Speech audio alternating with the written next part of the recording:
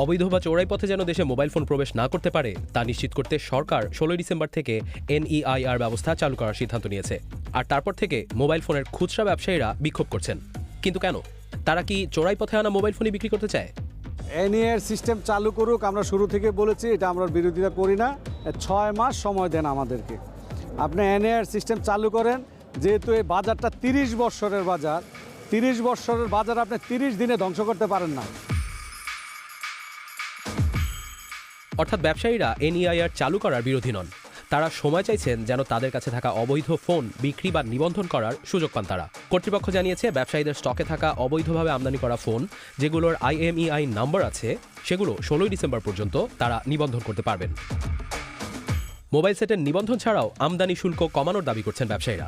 তারা বলছেন শুল্ক বাড়লে সবচেয়ে বেশি ক্ষতিগ্রস্ত হবে সাধারণ গ্রাহক। ট্যাক্স বেট কমায় দেয়, ট্যাক্সটা কমায় দিলে জনগণ সাশ্রয় মোবাইল পাবে। ট্যাক্স যত বেশি হবে বেয়ার করবে কে? কাস্টমার। সাফার করবে কে? কাস্টমার। আমি কিন্তু করব না। বাজার বিশেষজ্ঞরাও মনে করেন মোবাইল ফোন আমদানির ক্ষেত্রে বর্তমানে যে পরিমাণ শুল্ক রয়েছে তা কার্যকর হলে চাপে পড়বে ভোক্তারা। এই টেলিফোন, এটা আমি বলবো যে এখন মোবাইল সেট এটা একটা অনেকটা এসেনশিয়াল আইটেমের মতো হয়ে গেছে। ১৭ কোটি লোকের মধ্যে কিন্তু আমরা প্রায় ১২ কোটি লোক কিন্তু আমরা এই ফোন ব্যবহার করি। সরকার কি এই কাস্টম ডিউটি থেকে এখানে রেভিনিউ কালেক্ট করবে, নাকি সাধারণ ভোক্তাদেরকে আপনি কমফোর্ট জোনে রাখবেন? সরকার এরই মধ্যে জানিয়েছে যে মোবাইল ফোন আমদানিতে শুল্ক উল্লেখযোগ্য হারে কমানো হবে, যার ফলে বৈধভাবে আমদানি করা ফোনের দাম কমবে। কিন্তু এই শুল্ক কমানোর হার এমনভাবে সমন্বয় করা হবে যেন দেশের ভেতরে উৎপাদন হওয়া মোবাইল ফোনের প্রতিষ্ঠানগুলো ক্ষতিগ্রস্ত না হয়। বাজার বিশেষজ্ঞরা বলছেন এই ক্ষেত্রে দেশজ উৎপাদনকে অগ্রাধিকার দিলে দীর্ঘমেয়াদে অর্থনৈতিক ক্ষতির মুখে পড়তে হতে পারে। ও কিন্তু আপনার চিপস থেকে শুরু করে যা যা লাগে অলমোস্ট ধরেন 80% কিন্তু আপনার ইম্পোর্ট করছে। আমি পার্টস ইম্পোর্ট করে এখানে জোড়াতালি দিয়ে আমি কিন্তু ৭-৮টা মানুষের কাছে ব্যবসাটা তুলে দিচ্ছি।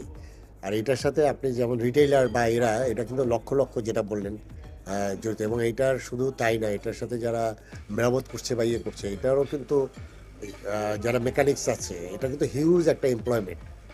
আর এখানে ধরেন আপনি যেটা এই ইন্ডাস্ট্রির জন্য যতটুকু বিনিয়োগ করবে কত ১,০০০ কোটি টাকা।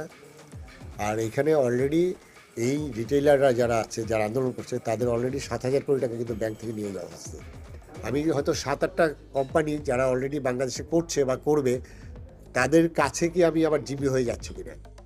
১৬ ডিসেম্বর এই নিয়ম চালু হলেও ১৬ তারিখের আগে সচল হওয়া কোনো ফোন বন্ধ হবে না বলে নিশ্চিত করেছে সরকার।